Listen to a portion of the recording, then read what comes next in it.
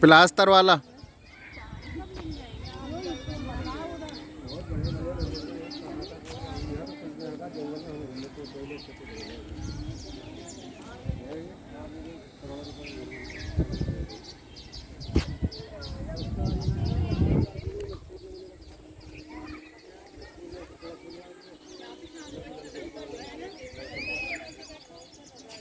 होता है और जब दीवार हो जाएंगी तब हाँ लगवाया गई है।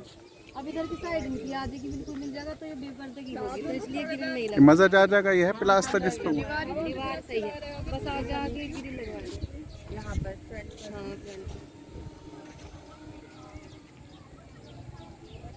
हमारी चलती है।